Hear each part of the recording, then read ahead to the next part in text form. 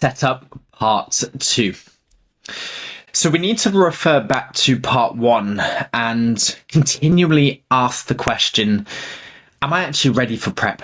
Because managing fatigue, managing your physique, managing your expectations and assessments during contest preparation actually involves several key factors, and it can lead to mental burnout. So early in preparation, the focus should be on gaining new muscle or achieving recomposition while decreasing body fat to reach the leanness required for your competition division. Now, initial weight loss may include water due to glycogen depletion and reduced food volume, possibly exceeding 1.5% of the body weight in your first week. But again, that does taper off towards the end of your contest preparation, fat loss prep, holiday prep, to around 0.5% due to metabolic adaptations. And if you think what we call phase 4 investment, the off season, if you transition from the off season into phase 3 focus, which is kind of the pre-preparation before you head into your contest prep, which we would call phase 2, the dig, ultimately focusing on fat loss, you've gone from, let's say, extreme food volumes where you're perhaps consuming 3,000, 4,000, 5,000 calories, a lot of food, a lot of gastrointestinal stress just to move that food around the body, to reduced food volume, reduced calories, carbs, proteins and fats, and ultimately less water in the gastrointestinal tract. So there's going to be more water in the extracellular space, which is the blood. And how do we excrete that? Through sweat, through our breath, through urine. And that's probably why when we do deplete liver and muscle glycogen, we are at the upper end of around the 1.5% or even more of that of our total body weight lost in the first couple of weeks. So we want to start from a holding phase, which again, we call phase 3 focus. Now, we want to avoid recent dieting by stabilizing your phase and your weight beforehand. So phase 3 focus typically lasts around 4 to 6 weeks. It's a pre-preparation, or what I like to call a priming phase, whether you're transitioning from off-season to fat loss or fat loss to off-season. It just helps us to maintain your body weight within that 5 to 10% above your stage weight, ideally limiting total weight loss to around 10%. Now, we want to start your preparation from a moderate calorie intake and avoid excessive cardio to prevent burnout, but also metabolic adaptation as well. So we want to make sure that your health markers are in a good place, such as blood pressure, fasting blood glucose. They're all in the healthy range before you do start prep. And if any of those markers are outside the range, to put it simply, you're not ready for prep. You actually need to focus on improving those health markers and actually reducing long-term health complications associated with those markers before you start something like this. Because from the extremity of dieting, it can lead to mental fatigue, endocrinological changes in mood, and ultimately impacts your overall physique and well-being. So again, we want to make sure that you're in the best possible position before you start any sort of prep, whether it's a contest prep, fat loss prep, photo shoot prep, holiday prep. We want to use comprehensive tracking tools as well, and this comes down to taking photos, waist circumference, your 3 key caliper sites, and then your body weight as well. Initially, photos and body weight are probably the best. But again, if scale weight starts to plateau, and perhaps you're getting mental fatigue from not really seeing changes in body composition, that's where we can start to look at waist circumference and the 3 key caliper sites, which we'll run through in another lecture, just to further break down, am I actually improving? Am I actually seeing change? Are the measurements accurate? We've also got fasting blood glucose and weekly blood pressure. That is something that you could also monitor from a cardiovascular and also a physiological standpoint. So fasting blood glucose, the best way to monitor this is actually to have a meal. This is what we call postprandial meal. And you have that meal high in carbohydrate, let's say 1 gram per kilogram of body weight. You then wait 8 hours without eating, and then you measure your blood glucose levels, typically through a finger prick test, or if you're someone that is a type 1, type 2 diabetic, you could actually have one of the patches and you can measure it electronically. You could also look at total blood glucose. So that's what we call HbA1c, which is the total amount of glucose in the blood across a 4-month period. So again, you could actually measure your blood glucose from the start of prep towards the end of prep, depending on how long it takes. It probably will take around 12 to 25 weeks to get you into stage condition. And then weekly blood pressure, just to make sure that everything is working as it should. 120 over 60 to 80 milligrams of mercury is kind of the recommendations. You could be slightly higher, you could be slightly lower. But again, as long as you are around that range and you are not hypertensive. Daily step count, gym performance, biofeedback. How do I actually feel on a day-to-day basis? Am I performing in the gym? Am I seeing numbers go up? Am I actually getting a pump? Do I visually look good? Do I feel good? Do I move better? And then daily step count, initially, we want to make sure that steps, low intensity, steady state cardio are the priority, just to get food moving, but also to add to our expenditure. Variable setup, nutrition. We want a balanced diet for energy balance and muscle preservation. We'll run through momentarily what that could look like. So nutrition setup, cardio, minimal initially, adjust as needed. This does come down to who you are as an individual, unique circumstances, how much body fat you still have to lose. Are we being aggressive from the get-go and then we start to pull off? And in training, we want to emphasize resistance training, because when you lift weights, ultimately you are building muscle. And when we build muscle, we can increase your basal metabolic rate, which is the amount of energy your body uses to perform life-sustaining functions at rest. So if we've got more muscle, we're going to burn more calories at rest, meaning that other tools within our fat loss toolbox, such as steps, cardio, dropping our nutrition, may not actually need to be implemented if you're someone that is physically active. So nutrition setup. As we transition from a holding phase, phase 3 focus, maintenance, where food intake has been near maintenance or perhaps in a slight surplus, we want to ensure adequate protein, carbohydrate, and also fats to support the initiation of this next phase. And what I would recommend is you actually increase your training volume to maintain lean tissue and raise calorie expenditure. So if you are someone that's been around the 8 to 20 sets per muscle group per week, and you've been completing around 8 sets per muscle group per week, I would look to increase that to around 9 or even 10 sets. And the reason being is you probably burn the same number of calories doing that, those extra couple of sets, than what you would on a bike, a Stairmaster, elliptical, or treadmill. Those extra 200 to 300 calories you could actually burn through adding a couple more sets in. And hey, it means you don't have mental burnout, and it's something that you also enjoy. When we're looking at raising calorie expenditure through steps, through cardio, again, we need to monitor this and make sure the fatigue to stimulus ratio is absolutely spot on, and we're not just burning both ends of the candle. We also want to reduce your food intake by 20 to 30% in calories. A quick way to do this, you could drop 300 to 500 calories from your maintenance and monitor scale weight there, or you could be a little bit more accurate and say, okay, I'm going to start with 20%. Scale weight hasn't moved. I'm now going to move towards 25%. Still weight still hasn't moved. I'm going to push towards 30%. Okay, now still weight's moving.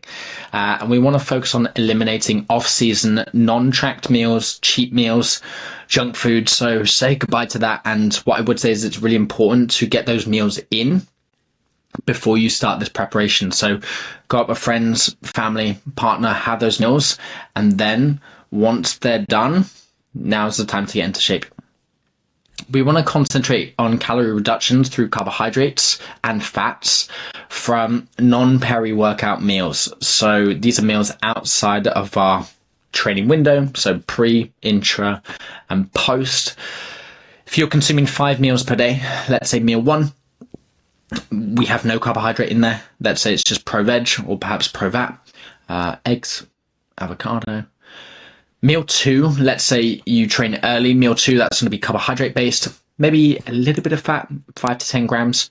The reason being is we want to slow down digestion and actually drip feed that glucose into the blood rather than just having that initial spike and then drop in blood glucose, meaning that, hey, energy is plummeted. Protein in that meal as well, 30 to 50 grams. Then for intra, Again, it all depends on you as an individual, but you could be having a carbohydrate such as maltodextrin, cyclodextrin, dextrose. Typically speaking, if you can keep that in there as long as you can, that's going to help with performance, and that's going to help to retain muscle or maybe even slightly build muscle. But again, it comes down to who you are as an individual and your genetics. EAAs, things like that, creatine, all these supplements are really, really going to help with training performance. And then post-workout, you want a high GI carbohydrate, fast digesting, just to replenish that liver and muscle glycogen. So we've now completed meal 1, meal 2, which is pre-workout, your intra, and then meal 3. Meal 4 and meal 5. Meal 4, perhaps you have a little bit less carbohydrate, and then meal 5, maybe you have more carbohydrate.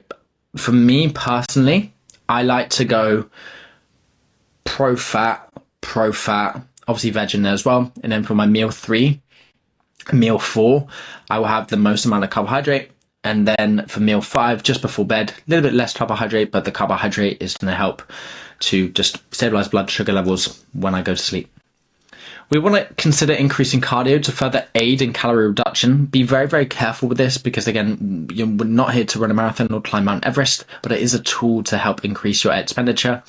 And then we want to start by cutting calories from meals not around those training sessions. So again, for me, my meals around my training session are probably going to be meal 3, intra, meal 4.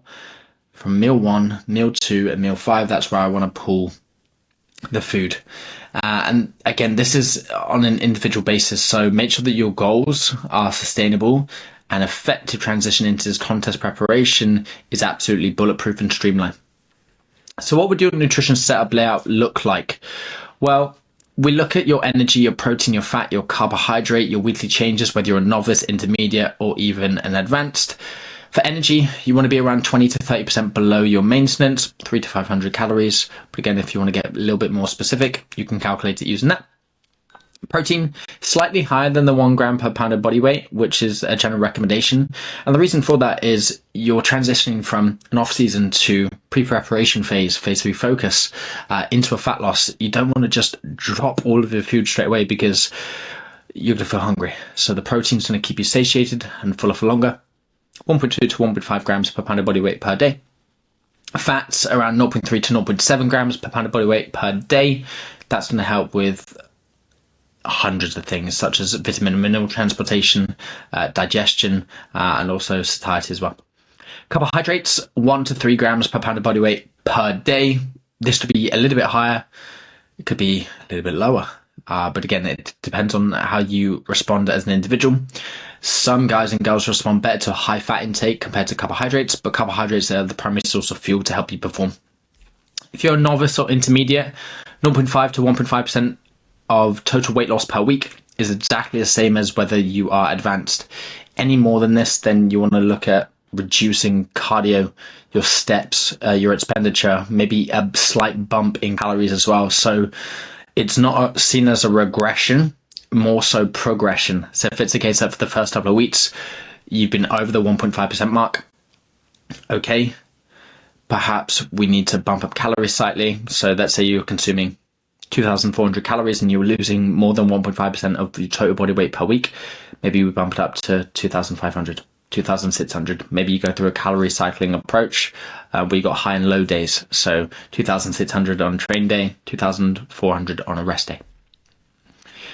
Training cardio and NEAT setup. We want to make sure that we're training within our recovery capacity. So again, aiming for volume higher than your loading or holding phase to maintain a deficit, but lower than your peak push phase. So let's say your maintenance, you were completing 8 sets per muscle group per week. 9 or even 10 sets is probably going to be the sweet spot. Any more than that, it could be junk volume, and those sets aren't going to be quality. Don't overdo it early on. Just because you think that you can do more is not necessarily better. We want to feel fresh at the beginning of prep, again, to avoid that mental and physical burnout. This is why you shouldn't really add in drop sets, rest pauses, or training beyond failure unless it's necessary. Straight sets are typically the winner for me. But again, this is a method that we could add just to make sure that we are hitting that threshold when it comes to intensity, volume, and also number of sets complete. We want to maintain normal load and rep progressions as you would in any other phase. So there seems to be a limiting belief that when you're in a calorie deficit, that all of your strength, you're just going to lose. The reality is the only thing that's probably going to change is the fat supporting around your joints, meaning you've got a little bit less stability. Therefore, we're looking at movements that are going to give us the greatest amount of stability so we can produce more force, better muscle contractions, retain or even maybe build muscle, but that comes down to your genetics. Cardio and NEAT adjust based on response. Increase or decrease cardio is needed. So if you're absolutely burnt out, you're super fatigued within the first couple of weeks, cardio is too high. Let's just focus on steps and your nutrition. It's all about what works for you. Okay, just because on paper it says this is probably the best thing you can do for prescription to drop 0.5 to 1.5% body weight. Reality is, you as an individual may respond completely different. We want to focus on your step count initially. The goal is to increase energy output and your overall activity. So again, we need to make sure that we've got that balance between fatigue to stimulus ratio, then balance cardio with resistance training. Try not to let the number of cardio workouts exceed your weekly resistance training sessions. Early cardio helps you to adapt for your body, deeper prep stages, but when recovering, learning new skills becomes challenging, then it's not necessarily necessary. So steps in resistance training and nutrition should be the prime focus to begin with. And then you can get a little bit more aggressive with it by adding in cardio later on. Posing and waist training. Now, at the beginning of your contest preparation, we want to build a solid posing routine to refine your presentation on stage. So when we're looking at practicing posing, we want to initiate practice right from the start. Okay, so aiming for a minimum of 1 to 2 sessions per week, holding each pose for 5 to 10 seconds and repeating for 2 rounds during each session. Now, these sessions do coincide with progress picture sessions to monitor your physique development. So if you're someone that's practicing vacuum holds every single morning, 10 abdominal vacuum holds as long as possible, and then towards the end of the prep, 15 to 20 abdominal vacuum holds, you want to be practicing these within your photo submission on the Fit Coach app. And the reason for that is you can actually compare changes in your physique and whether you're actually getting better at this posing as well. Towards the end of the prep, you want to increase 1 posing session daily and then hold each pose for around 5 to 10 seconds for continuous rounds. And the saying is, by doing the reps, you get better at it. It's the same with resistance training. It's the same with learning a language. The more that you practice, the better that you get. And then finally, lifestyle setup. We want to make sure that you've got a structured routine. That's going to be crucial for any preparation, not just a successful contest preparation. Organization, mentality, balance, resilience, all of these things are what I call ingredients to your unique magic potion. And the reality is those that get the best results have a bulletproof routine. No matter what life throws at them, big or small, obstacles, stresses, they still manage to get those things done because they have that structure, they have that balance, they have that routine. So we want to maintain organization at all costs. We also want to practice effective time management as well. What I would do is I'll drop below in the community section where you can comment a guide for you to print out, and it's going to help you to structure your time, winning back your day and actually time blocking.